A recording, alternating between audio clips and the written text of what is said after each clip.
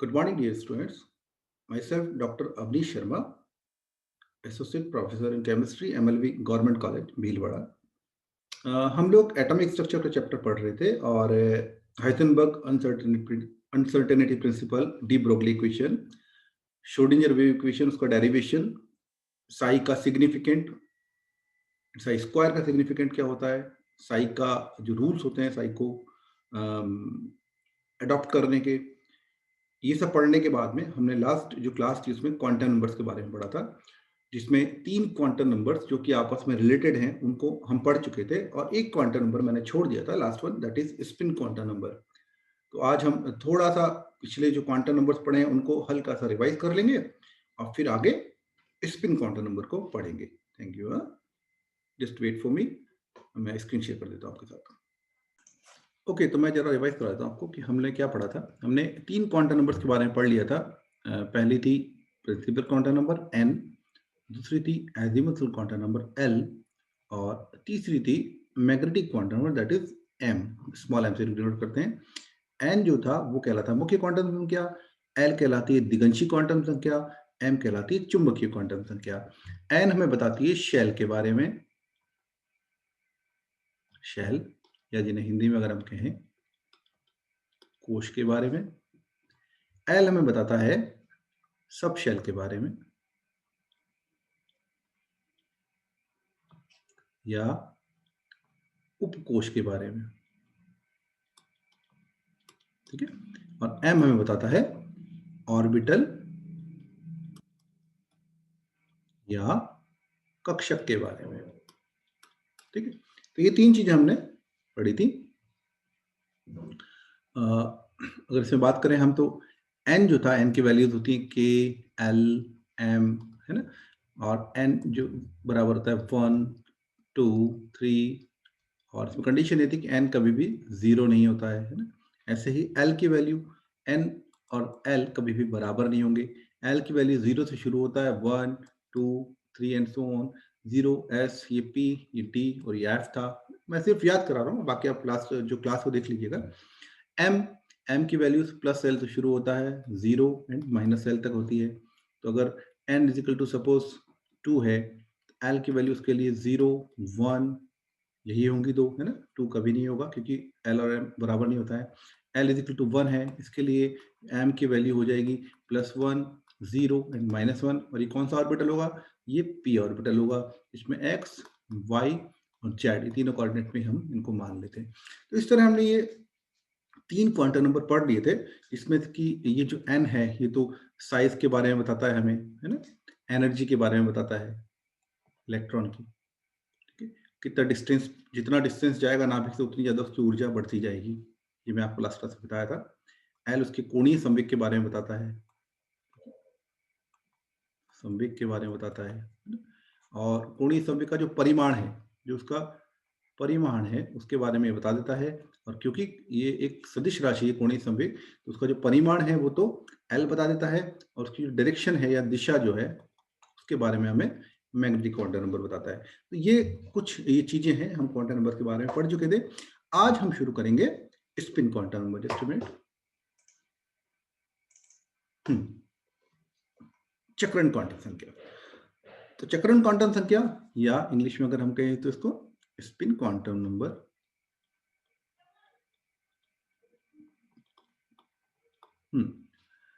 तो होता ये है कि जो इलेक्ट्रॉन है वो, अगर हम सिंप्लीफाई, बहुत ही सिंप्लीफाई बता रहा हूँ, इतना सिंपल होता नहीं है जितना मैं दिखा रहा हूँ इसको।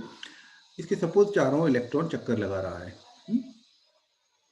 तो इलेक्ट्रॉन इसके चारों ओर चक्कर लगाने के साथ ही अपनी एक्सिस पे भी घूमता है ना। वो अपनी एक्सिस पे घूम रहा है। ये इलेक्ट्रॉन है, ये इलेक्ट्रॉन सपोज वेव रूपी, ये अपने एक्सिस पे घूम रहा है और साथ में यहाँ भी घूम रहा है, ठीक है। तो ये जो अपने एक्सिस पे चक्कर लगाते हैं, इसकी जो चक्रण की दिशा है इसको स्पिन क्वांटम नंबर के द्वारा दर्शाया जाता है ना। तो किसी भी ऑर्बिटल के अंदर, मैं शायद ये बात बताना भूल गया आपको ऊपर, कि किसी भी ऑर्बिटल के अंदर मैक्सिमम नंबर ऑफ इलेक्ट्रॉन है वो हमेशा 2 रहते हैं। इसमें से एक होता है इस तरह और एक होता है इस तरह। तो स्पिन क्वांटम नंबर की 2 वैल्यूज होती है हमारे पास, ठीक है। एक होती है +12 और एक होती है -12, या कहें हम एक होती है दक्षिणावर्त, एक होती है वामावर्त। एक होती है क्लॉकवाइज, ये दूसरी होती है एंटी क्लॉकवाइज। ये डिनोट करने के तरीके हैं बस। एक को हम अल्फा से डिनोट करते हैं, दूसरे को बीटा से भी डिनोट कर सकते हैं, या इसको इस तरह दिखाते हैं, इसको इस तरह दिखाते हैं दूसरे डायरेक्शन में। तो ये हमारे पास बेसिकली 2 स्पिन क्वांटम नंबर होते हैं, प्लस ऑफ माइनस ऑफ। हाँ, ठीक है। ये तीनों क्वांटम संख्या से स्वतंत्र मान रखती है, इसको मैं पहले भी बता चुका हूं आपको। बिल्कुल इंडिपेंडेंट क्वांटम नंबर है ये। तो स्पिन प्लस हाफ या माइनस हाफ होगी, है ना। तो ये जो चारों क्वांटम संख्या हमने पढ़ी, principal quantum number, azimuthal quantum number, magnetic quantum number, और इन तीनों से बिल्कुल अलग स्पिन क्वांटम नंबर।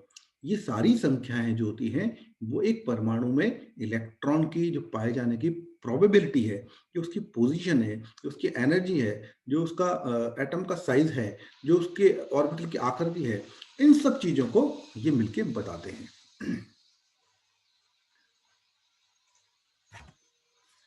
इस टेबल को जरा सा हम देख लेते हैं। ये टेबल हमें सब उसको समराइज कर देती है जो भी हमने ऊपर पढ़ा है।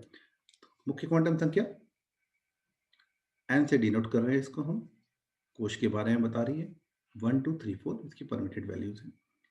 दिगंशी क्वांटम संख्या या एजीमुथल क्वांटम नंबर या कोणीय संवेग क्वांटम नंबर, एल सेट को डिनोट कर रहे हैं हम।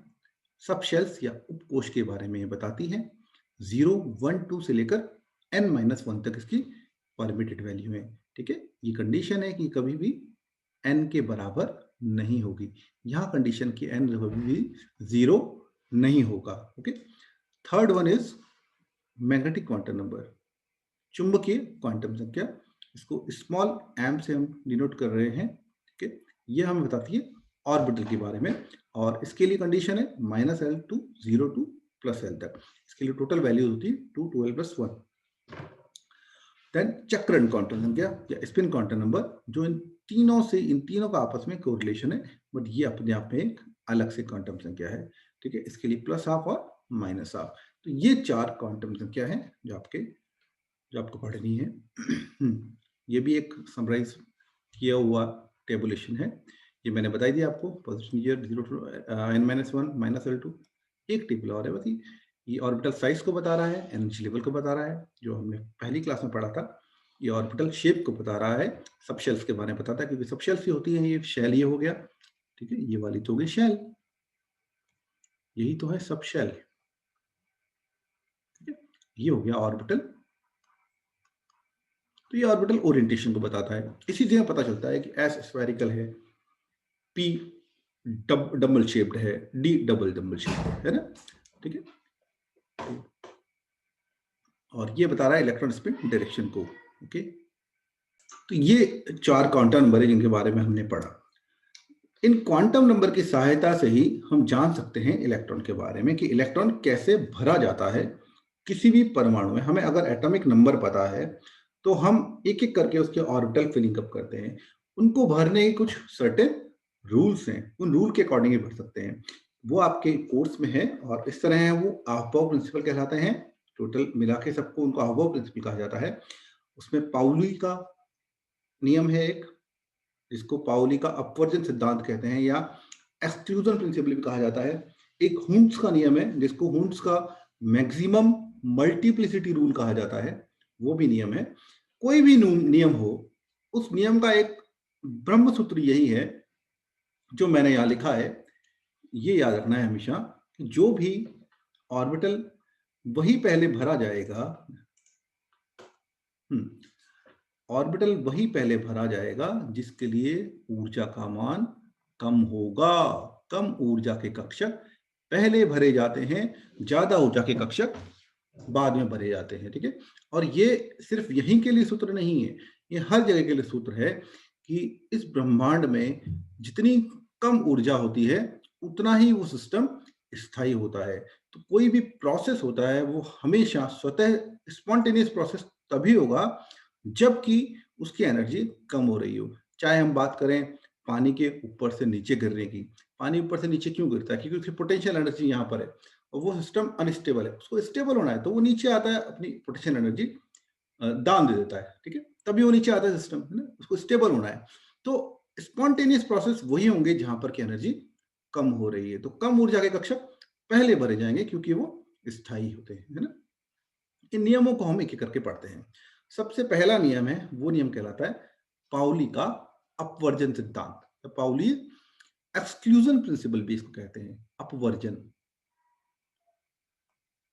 अपवर्जन का सिद्धांत। ठीक है, तो पाउली का जो सिद्धांत है वो ये कहता है कि किसी भी एक परमाणु के लिए, अगर एक परमाणु की बात करें, किसी भी एक एटम के लिए कभी भी चारों क्वांटम संख्या कौन कौन सी, N, L, M and S, इन चारों क्वांटम संख्याओं का मान किसी भी एक परमाणु में दो इलेक्ट्रॉन्स के लिए समान नहीं होगा। ठीक है, एक परमाणु के अंदर किन्हीं भी दो इलेक्ट्रॉन के लिए इन चारों क्वांटम संख्याओं का मान कभी भी समान नहीं होगा। और ऐसा क्यों होता है, ठीक है, और ऐसा कैसे होता है वो हम देखें। तो सपोज कोई एक परमाणु है जिसके लिए n की वैल्यू 1 ली है हमने, सपोज प्रिंसिपल क्वांटम नंबर यहाँ पर 1 है, तो ये कौन सा कोश हुआ, ये हुआ सपोज k कोश की हम बात कर रहे हैं। इस n इज इक्वल टू 1 में इलेक्ट्रॉन है, उसके लिए l की वैल्यू कितनी होगी, 1 तो होगी नहीं क्योंकि n के बराबर l कभी भी नहीं होता है। l इज इक्वल टू 0 हो गया, ये हो गया हमारा s उपकोश। ठीक है, s के अंदर m is equal to a की वैल्यू होगी, तो a की ऑर्बिटल है इसके अंदर, है ना, a की ऑर्बिटल है, ओके। और ये भी दोनों वैल्यूज सेम हो गई, एक ही ऑर्बिटल है और दूसरी पॉसिबिलिटी नहीं है, तो 0 0 हो गया। तो क्योंकि n1 दो इलेक्ट्रॉन रहते हैं एक ऑर्बिटल के अंदर, l0 m0 ये भी सेम है, सेम है, सेम है, सेम है, तो तीन क्वांटम नंबर तो सेम हो गई। बट इनिशियली मैंने पहले भी बताया आपको कि तीन क्वांटम संख्या आपस में रिलेटेड हैं, चौथी नहीं है। तो हमेशा अगर तीन क्वांटम नंबर सेम भी हो गई, तब भी जो चौथी क्वांटम संख्या है जिसे कहते हैं स्पिन क्वांटम नंबर, वो हमेशा अलग होगी। तो इसके अंदर एक ही ऑर्बिटल पॉसिबल है। हम अगर इसकी बात करें, हम बात कर रहे हैं 1s1 और 1s2, ठीक है, इसकी हम बात कर रहे हैं। तो अगर इसके लिए हम देखें तो ये कौन सा है, ये एक इलेक्ट्रॉन होगा वो होगा क्लॉकवाइज डायरेक्शन में, और एक दूसरा इलेक्ट्रॉन होगा वो एंटी क्लॉकवाइज डायरेक्शन में। तो इस तरह ये होगा, ठीक है। तो इन दोनों इलेक्ट्रॉनों की चारों क्वांटम नंबर सेम नहीं है, एक स्पिन क्वांटम नंबर है वो आपस में अलग अलग होता है। तो यही कहता है पाउली का एक्सक्लूजन प्रिंसिपल, और यही बताता है कि किसी भी ऑर्बिटल में मैक्सिमम नंबर ऑफ इलेक्ट्रॉन दो ही हो सकते हैं, क्योंकि अगर यहाँ तीसरा एक इलेक्ट्रॉन और आ जाएगा तो हमारे पास पॉसिबिलिटी तो प्लस हाफ और माइनस हाफ ही है, तो उसकी या तो प्लस हाफ होगी या माइनस हाफ होगी। तो तीन इलेक्ट्रॉन्स की, चारों इलेक्ट्रॉन, दो इलेक्ट्रॉन्स की जो क्वांटम नंबर है सारी सेम हो जाएंगी। बट पाउलीज नियम ये कहता है कि चारों क्वांटम संख्या कभी समान नहीं हो सकती हैं, ठीक है।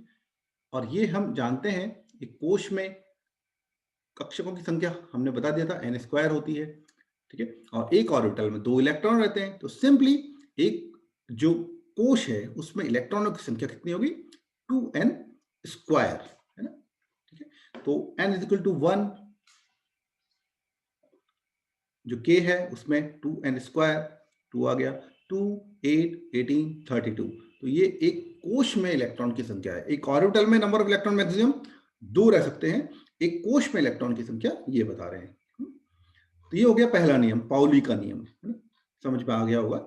दूसरा नियम कहलाता है n+l का नियम, ठीक है, बहुत ही सिंपल लॉ है ये n+l। और n+l की जो वैल्यू होती है, n यहां पर है मुख्य क्वांटम संख्या, ठीक है, जो हम ऊपर पढ़ चुके हैं, मुख्य क्वांटम संख्या, और l है यहां पर दिगंशी क्वांटम संख्या या एजीमुथल क्वांटम संख्या, जो हम ऊपर पढ़ चुके हैं, है ना, ओके। तो इन दोनों का जो टोटल होता है, जिसके लिए इसका वैल्यू कम आएगा उस ऑर्बिटल में पहले इलेक्ट्रॉन जाएगा, ठीक है, उसी कक्षक में पहले इलेक्ट्रॉन जाएगा। अब हम ऑर्बिटल्स पे इलेक्ट्रॉन भरना सीख रहे हैं, कैसे ऑर्बिटल में एक एक करके इलेक्ट्रॉन जाता है। तो हमने इनको जमा लिया है सपोज, ठीक है, तो 1s 2s 2p 3s 3p 3d 4s 4p ये हमने जमाया है। इस ऑर्डर में ही इलेक्ट्रॉन भरे जाते हैं।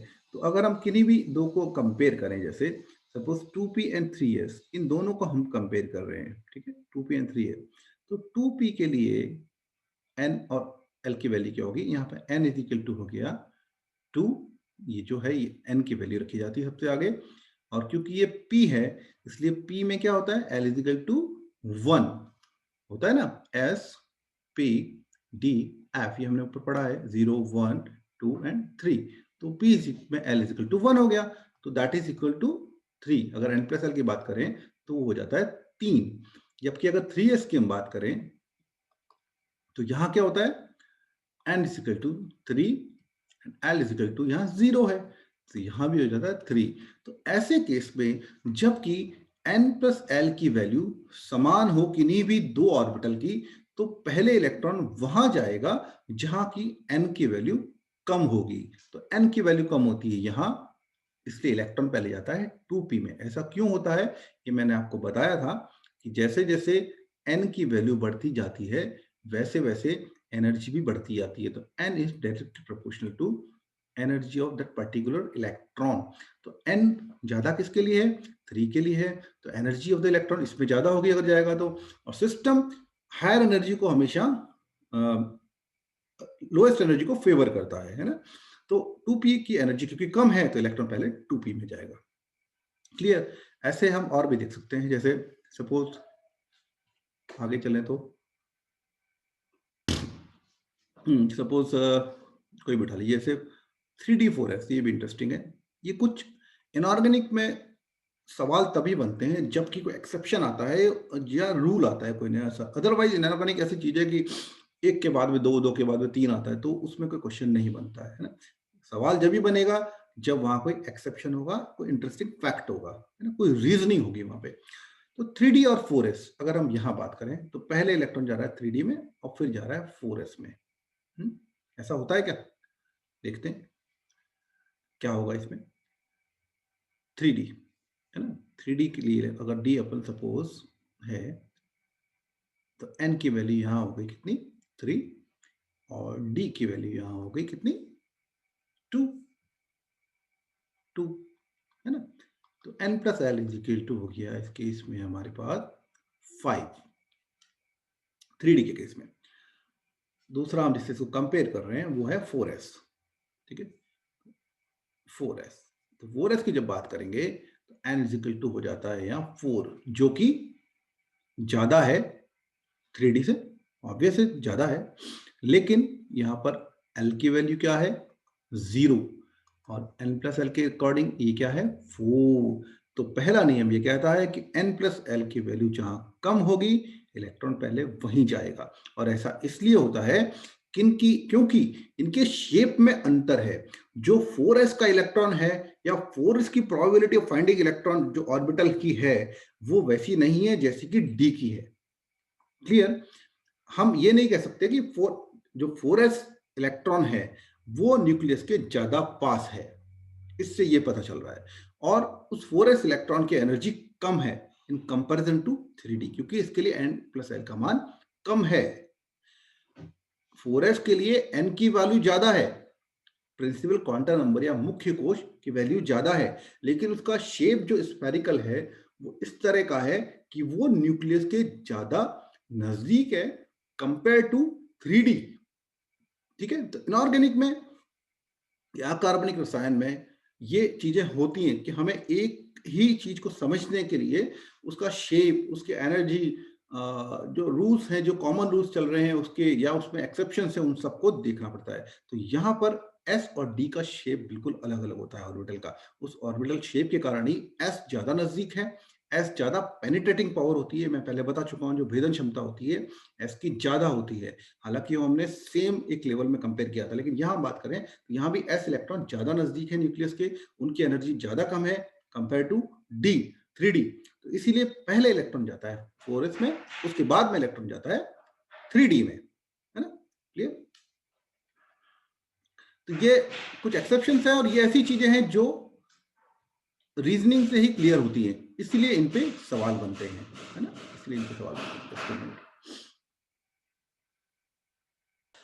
ओके, एक क्वेश्चन है, ठीक है, इस बीच में, कि क्या 1p का अस्तित्व होता है? ठीक है, ये सवाल है कि क्या 1p ऑर्बिटल एग्जिस्ट करता है? जवाब है नहीं करता है। ठीक है, कारण 1p के अंदर क्या हो रहा है, ऐसा जब भी सवाल आए तो हमें सबसे पहले ये करना है कि क्वांटम नंबर्स हमें लिख के देख लेने हैं, और मैं बता चुका हूँ क्या हो सकता है और क्या नहीं हो सकता है, उनसे उसको मैच कर लेना है, सिंपल है।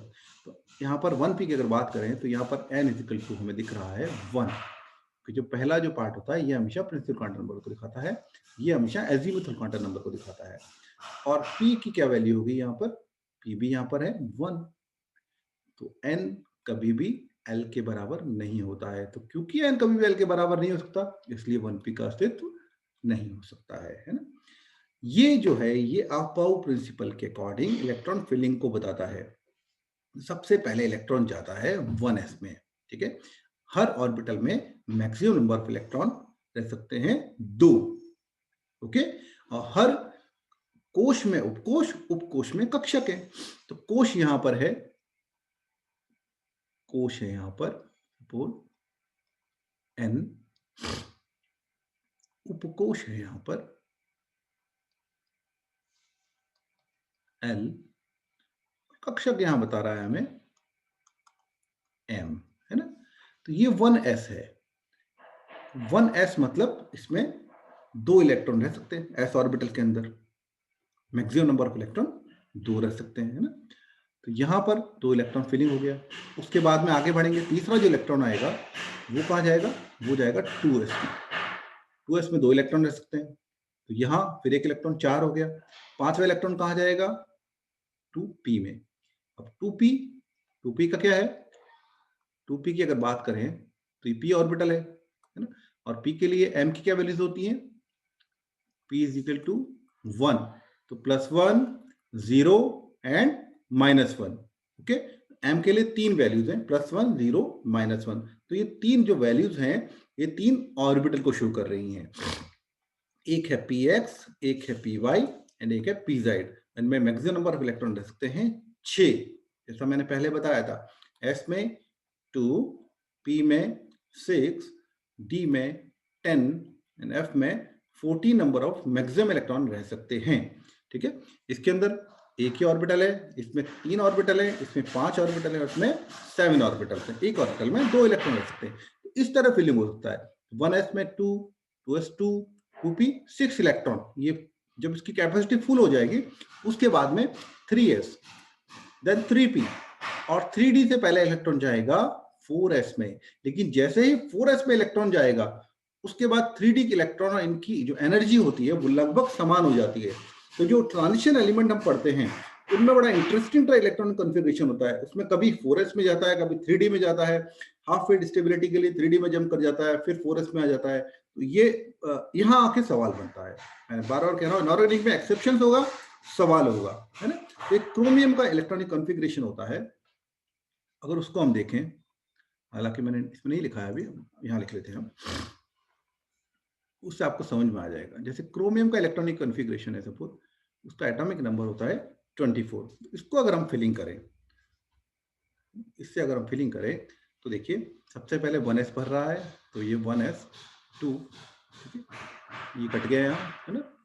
Then 2s 2, 2p 6, okay, then 3s 2, then 3p 6, okay, then 4s and then 3d। अब कैसे इलेक्ट्रॉन में जाएंगे ये हमें देखना पड़ेगा। तो हमारे पास इलेक्ट्रॉन कितने बचे पहले ये देख लेते हैं, है ना। 2, 4, 6, 10, 12, 18 इलेक्ट्रॉन तो हो चुके हैं। तो हमारे पास टोटल नंबर ऑफ इलेक्ट्रॉन अब बचे हैं 6। तो 6 इलेक्ट्रॉन को हमको भरना है। तो ये 4s 2 और 3d 4, तो इसमें हो सकता है या तो ये हो, है ना, या दूसरा होता है 4s 2 एंड 3d 5। तो जब इलेक्ट्रॉनिक कॉन्फ़िगरेशन देखते हैं तो बहुत सारी चीजें देखनी पड़ती है। उसमें से एक फुल फील्ड और हाफ फील्ड स्टेबिलिटी का भी है, जो नीचे और पढ़ेंगे, पर यहाँ आगे इसलिए मैंने आपको बता दिया। एक्सेप्शंस बता रहा हूं मैं आपको किस तरह। तो क्योंकि हाफ फील्ड स्टेबल होता है, डी की मैक्सिमम जो कैपेसिटी है वो 10 इलेक्ट्रॉन की है, पर उसका हाफ फील्ड कब होगा? जब उसमें 5 इलेक्ट्रॉन आ जाएंगे। तो जैसे ही 5 इलेक्ट्रॉन आते हैं तो डी स्टेबलाइज हो जाता है, ठीक है। और वो stability in comparison to this one, इसमें कि S2 कंप्लीट हो गया है और डी में 4 इलेक्ट्रॉन है, इससे ज्यादा है, क्योंकि उसमें क्या हो रहा है, उसमें एक तो 4s1 हो रहा है, ये हाफ फील्ड स्टेबिलिटी हो गया, और ये फुल फील्ड स्टेबिलिटी, तो दोनों स्टेबल हो गए। और यहां पर ये तो फुल फील्ड हो गया बट ये हाफ फील्ड नहीं हुआ। तो जो क्रोमियम का कॉन्फ़िगरेशन है, सही कॉन्फ़िगरेशन है, वो होता है 4s1 3d5।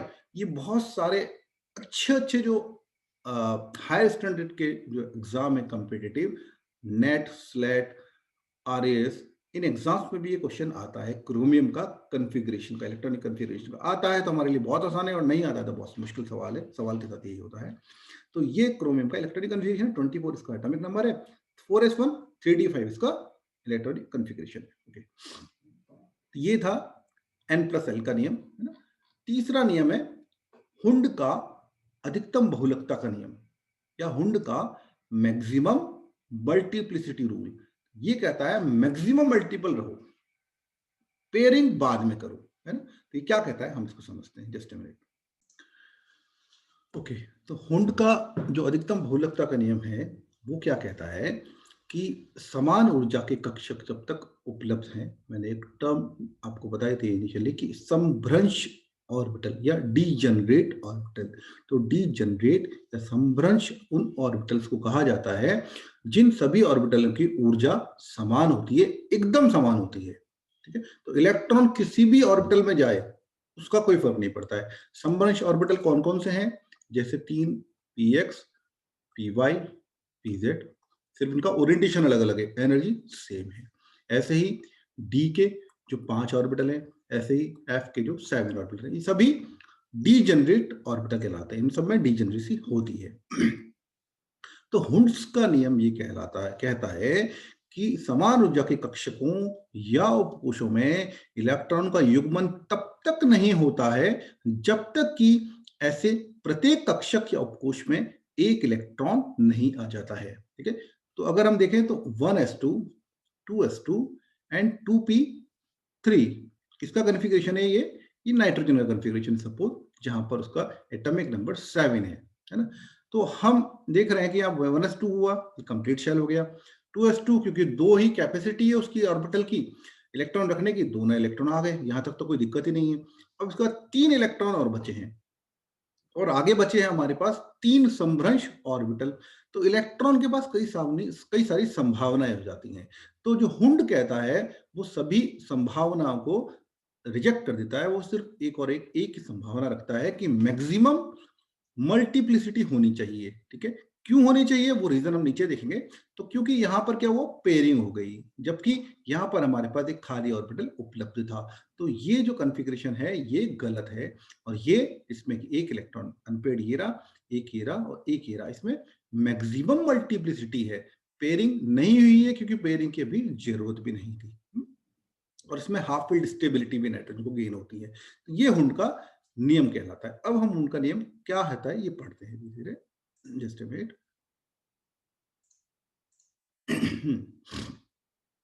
ओके, अब क्योंकि इलेक्ट्रॉन एक नेगेटिव चार्ज पार्टिकल है, ठीक है।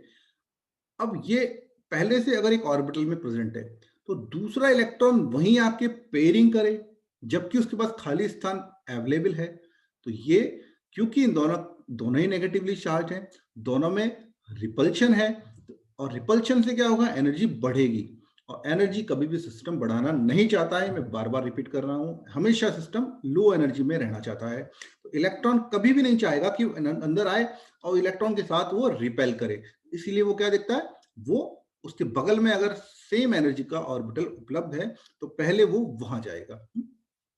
क्वांटम थ्योरी से भी ये पता चलता है कि एक इलेक्ट्रॉन अगर एक सिंगल इलेक्ट्रॉन है, ठीक है, इस तरह, है ना, दो अलग अलग समभ्रंश ऑर्बिटल्स में, तो उसका जो नाभिक है उसका प्रभाव ज्यादा होता है, उसका परिरक्षण कम होता है। परिरक्षण टर्म शायद आप जानते होंगे, नहीं जानते होंगे तो आगे अपन पढ़ेंगे उसको। स्क्रीनिंग कहते हैं। स्क्रीनिंग से क्या होता है कि बेसिकली जो नाभिक है उसका प्रभाव कम हो जाता है। तो जैसे ही इलेक्ट्रॉन की पेयरिंग होती है तो उन दोनों इलेक्ट्रॉनों पे नाभिक का प्रभाव कम हो जाएगा। और नाभिक का प्रभाव कम होने का मतलब ये है कि एनर्जी बढ़ गई है। नाभिक का जितना ज्यादा प्रभाव रहेगा एनर्जी उतनी ही कम रहती है। ठीक है, तो ये अगर एक साथ रहेंगे, पेयरिंग में रहेंगे, एक ही ऑर्बिटल में, जैसे इसमें दिखाया गया है पीएक्स के अंदर दोनों इलेक्ट्रॉन आ गए हैं, तो इस केस में जो नाभिक का परीक्षण प्रभाव होता है वो क्या होता है, ज्यादा होता है। और परीक्षण प्रभाव ज्यादा ज्यादा होने से जो इफेक्टिव न्यूक्लियर चार्ज होता है, जो प्रभावी नाभिक के आवेश है, वो कम हो जाता है। ठीक है, और ये सिस्टम अनस्टेबल हो जाता है। इसलिए ज्यादा फेवरेबल क्या है, ये दो अलग अलग ऑर्बिटल में है, तो एक पीएक्स में रखा हुआ है और एक पी में रखा है ना। ठीक है देखते हैं इसको कैसे क्यों होता है, अब इसका रीजन हम देखते हैं। The theory underlying Hund's rule of maximum multiplicity. तो जितने ज्यादा चांसेस होंगे एक्सचेंज करने के इलेक्ट्रॉन, उतनी ही ज्यादा एक्सचेंज एनर्जी होगी। एक्सचेंज एनर्जी या विनिमय ऊर्जा कहलाती है। और जो विनिमय एनर्जी होती है, विनिमय ऊर्जा होती है, वो सिस्टम को स्टेबलाइज करती है। दो तरह की एनर्जी है, यहां मैं आपको बता दूं। एक एनर्जी यहां पर हम जो पढ़ेंगे वो होती है पेयरिंग एनर्जी या युग्मन ऊर्जा, जिसमें कि इलेक्ट्रॉन एक पहले से था और एक दूसरा इलेक्ट्रॉन उसके पास आ गया, ये कहलाएगी पेयरिंग एनर्जी। और ये सिस्टम को करेगी हमारे डीस्टेबलाइज। ठीक है, और दूसरी एनर्जी है वो है एक्सचेंज एनर्जी या विनिमय ऊर्जा, वो हमारे सिस्टम को करेगी स्टेबलाइज। तो जितनी ज्यादा विनिमय ऊर्जा होगी वो सिस्टम के स्थायीकरण में काम आएगी, जितनी ज्यादा पेयरिंग होगी वो सिस्टम के अस्थायीकरण करेगी। ठीक है, तो एस ऑर्बिटल की अगर बात करें तो एस के पास में ऑप्शन ही नहीं है। ठीक है, S simply this one is S orbital. एक इलेक्ट्रॉन आया, दूसरा इलेक्ट्रॉन कहाँ जाएगा, कोई चॉइस ही नहीं है, वो इसी के पास आएगा। ठीक है, तो नो एक्सचेंज आर पॉसिबल। लेकिन जब हम बात करते हैं पी ऑर्बिटल की, डी पे हम नहीं जा रहे हैं भी, हम पी की ही बात कर रहे हैं, तो वहां पर एक्सचेंज पॉसिबल है। और एक्सचेंज जितना ज्यादा होगा उतना ही सिस्टम स्टेबलाइज होगा। तो एक्सचेंज कैसे होता है, देखिए सपोज ये हमें पी में फिलिंग करना था, कौन सा है ये, सपोज ये 1s2 2s2 एंड 2p2, तो ये कौन सा आइटम हुआ, सपोज ये कार्बन है हमारा, जिसके बाद 6 एटॉमिक नंबर है उसका, है ना। तो 1s2 भर चुका है हमारा, जिसमें हमें कोई दिक्कत नहीं आई। दो इलेक्ट्रॉन, दो orbital, maximum number of electron उतना ही सकता है, ऑर्बिटल भर गया हमारा। जब पी की बात आती है तो पी में p x, p y and p z, तीन ऑर्बिटल एक सेम एनर्जी लेवल पे डीजेनरेट ऑर्बिटल है। ठीक है, तो अगर वो जो दो इलेक्ट्रॉन बचे हैं 2p2, जो हमें फिल करना है, दिखाना है इलेक्ट्रॉनिक कॉन्फ़िगरेशन में कैसे होता है, तो अगर वो एक ही ऑर्बिटल के अंदर चले जाएंगे, जैसा कि इस फिगर में शो हो रहा है, तो यहां पर कोई भी एक्सचेंज पॉसिबल नहीं है, क्योंकि दोनों अपोजिट स्पीड पे आए और एक ऑर्बिटल में चले गए। तो यहां ये बदलेंगे किससे, आगे तो कोई ऑर्बिटल इलेक्ट्रॉन है ही नहीं, एक्सचेंज होता कैसे वो नीचे भी समझ में आ जाएगा। पर अगर यही इलेक्ट्रॉन यहां नहीं आया होता, जैसे इस केस में यहां आया है, तो यहां पर ये तो हमारा इनिशियल अरेंजमेंट हो गया और एक एक्सचेंज पॉसिबल। एक्सचेंज क्या है, ये कलर डिफरेंशिएशन से दिखाया गया है, ये देखिए इसका कलर अलग है, इसका कलर अलग है। सेकंड में ये इधर आ गया और ये इधर आ गया, तो ये एक्सचेंज इसके पास पॉसिबल है। और जैसे ये एक्सचेंज करेगा तो ये क्या करेगा, सिस्टम को स्टेबलाइज करेगा। तो अगर तीन इलेक्ट्रॉन, जैसा कि हमने ऊपर नाइट्रोजन के केस में देखा, तीन इलेक्ट्रॉन अगर पेयर में नहीं जाकर पेयरिंग नहीं करते हैं और अनपेयर्ड रहते हैं, तीनों एक एक इलेक्ट्रॉन जाता है, हाफ फील्ड स्टेबिलिटी जिसे हमने कहा। तो अगर ये सपोज इनिशियल अरेंजमेंट था, तो ये 1 2 3, देखिए ये अलग कलर है, this is different colour, this is different colour, तो ये तीनों एक्सचेंज इसमें पॉसिबल है। तो जितने ज्यादा एक्सचेंज होंगे उतना स्टेबलाइज सिस्टम होगा। और हाफ फील्ड स्टेबिलिटी में, क्योंकि हमारे पास इतने सारे एक्सचेंज पॉसिबल है, इसलिए हाफ फील्ड जो होता है सब शेल्स, वो ज्यादा स्टेबल होती है ना। ठीक है, विनिमय ऊर्जा, इसके निकालने का एक फॉर्मूला भी है छोटा सा सिस्टम। तो विनिमय ऊर्जा को निकालने का फॉर्मूला है -n(n-1) k/2, जहां पर k है वो विनिमय स्थिरांक कहलाता है, एक्सचेंज कांस्टेंट कह लीजिए इसको। ठीक है, n यहां पर समांतर चक्रण वाले जो इलेक्ट्रॉन है, समांतर चक्रण वाले इलेक्ट्रॉन जिनका की चक्रण सेम है इस तरह, ठीक है, एक ही साइड में वो नंबर ऑफ इलेक्ट्रॉन, उनकी संख्या है। नेगेटिव साइन है क्योंकि ये स्थायित्व देता है। तो एक एग्जांपल अगर हम देखें D5 इलेक्ट्रॉन का सपोज, तो D5 में क्या एक्सचेंज एनर्जी होगी, इसको हम अगर देखें तो यहाँ पर n इज इक्वल टू 5 है, क्योंकि d 5 है।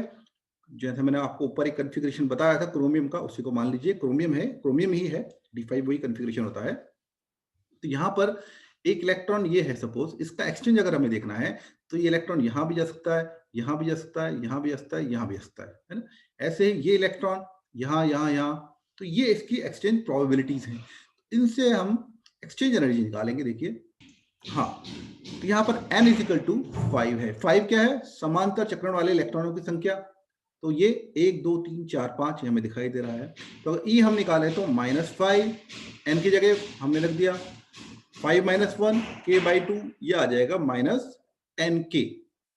ठीक है, अब क्या है, अब मानिए यहां पर एक इलेक्ट्रॉन और आता है, अगला इलेक्ट्रॉन आया, ठीक है, उसने क्या करेगा, वो आके पेयरिंग करेगा। पेयरिंग किसमें करेगा? इसी में करेगा। ये सपोज हमारा d5 कॉन्फ़िगरेशन है, यहां पर ऐसे 1 2 3 4 5, ठीक है। अब एक इलेक्ट्रॉन और आता है ना, अब वो इलेक्ट्रॉन आके पेयरिंग करता है। सपोज वो आया, किसी में भी कर लो, ये जगह मैंने छोड़ दी ज्यादा इसलिए यहाँ करा लेते हैं। ये पेयरिंग हो गया, सब यहाँ भी किसी भी एक, सब डिजेनरेट हो गया, सारे सेम एनर्जी लेवल पे भी। ये पेयरिंग होगी यहाँ पे, सपोज ये पेयरिंग हो गया। तो जैसे ही एक पेयरिंग होगा, उसके लिए हम विनिमय ऊर्जा निकालें तो वो कैसी होगी? अब यहाँ पर जो पैरेलल इलेक्ट्रॉन है एक जैसे, वो कितने होंगे? 1 2 3 4 5, ठीक है ना, 5 ही है पैरेलल, तो उनमें तो कमी आई नहीं है। तो ये तो हो गया 10k, जो पहले हमने निकाला था, उनकी विनिमय ऊर्जा हो गई, विनिमय ऊर्जा। ठीक है, और एक इलेक्ट्रॉन और आ गया, वो एक ही नंबर ऑफ इलेक्ट्रॉन है, उसका और कोई पैरेलल तो है नहीं अभी, तो उसको एक ही मान के हम करते हैं, उससे निकालते हैं। तो ये हो गया हमारा -0k। ये इसकी एक्सचेंज एनर्जी हो गई सपोज, उस एक इलेक्ट्रॉन के कारण। ठीक है, तो कुल ऊर्जा जो हो जाएगी वो हो जाएगी इसकी, इंटरेस्टिंगली, -10k प्लस -0k। ये तो हो गया इसका एक्सचेंज एनर्जी टोटल। ठीक है, यहाँ एक इलेक्ट्रॉन आएगा, दूसरा आएगा, तो यहाँ पे 2 हो जाएगा, एंड सो ऑन, इस तरह होगा। और इसमें साथ में हमें जोड़नी पड़ेगी युग्मन ऊर्जा, क्योंकि मैंने आपको बताया था जो युग्मन ऊर्जा है वो सिस्टम को डिस्टेबलाइज करती है। ठीक है, ये प्लस में आ रही है, वो माइनस में, वो एनर्जी निकलती है, जो एनर्जी निकल गई वो सिस्टम को स्टेबलाइज करके गई, उसने एनर्जी कम किया है, इस सिस्टम की एनर्जी बढ़ा रही है। ठीक है, युग्मन ऊर्जा इसे अस्थायी कर रही है। ठीक है, तो अल्टीमेटली हो क्या रहा है, हाफ फील्ड जो हमारा सिस्टम था वो स्थायी होता है, जबकि हाफ फील्ड से एक इलेक्ट्रॉन बढ़ते ही वो अनस्टेबल हो जाता है। ये होता है विनिमय ऊर्जा। तो यहीं तक करते हैं। आज हमने स्पिन क्वांटम नंबर के बारे में पढ़ा, उसके बाद में हमने डिफरेंट रूल पढ़े इलेक्ट्रॉन फिलिंग के, जिसमें पाउली का नियम, हुंड का नियम, n+l का रूल जो है वो पढ़ा, और डिफरेंट एक्सेप्शंस जो थे वो देखे हमने। तो होप आपको समझ में आया होगा। Thank you, thanks for watching. ठीक है।